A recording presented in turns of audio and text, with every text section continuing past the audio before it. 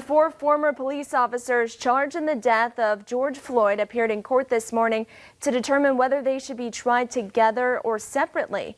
The former officers also requested to move the trial out of Minneapolis due to the publicity surrounding the case. The judge said that the court wants to try and form a jury pool in Hennepin County before considering a change of venue. Ben Crump, an attorney for Floyd's family members, says afterwards the hearing was emotional and addressed the public and reporters after the hearing. I want to be clear about this.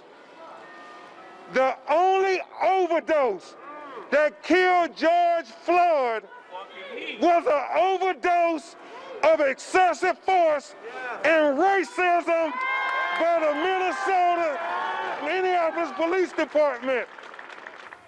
The judge also determined that the court won't be accepting evidence from when George Floyd lived outside the state.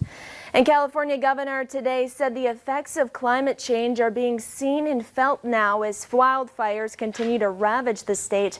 Governor Gavin Newsom surveyed the damage left behind by the North Complex in Butte County.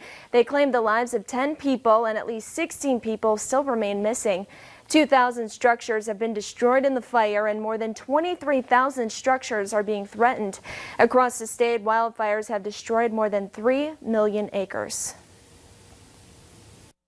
We're experiencing what so many people predicted decades and decades ago, but all of that now is reality. It's observed. It is part of a consciousness. It's part of the experience, not just the expression that is this state of California. 3.154 million acres burned as of this morning. Governor Newsom also says tens of thousands of people had to be evacuated. And the Department of Homeland Security is applauding Microsoft for publicizing serious threats to the 2020 election. They say the same Russian hackers who infiltrated the Democratic National Committee in 2016 have tried to attack more than 200 political organizations involved in this year's election. And protesters marched to the Philippine Commission on Human Rights today to denounce their president pardoning a U.S. Marine. A surprise move will free Lance Corporal Joseph Pemberton from imprisonment after the 2014 killing of a transgender woman. President Duterte says he pardoned him because the Marine was not treated fairly. Pemberton and a group of their Marines met Jennifer Laud and her friends at a bar. Laud was found dead in a motel room where witnesses said she and Pemberton had checked in.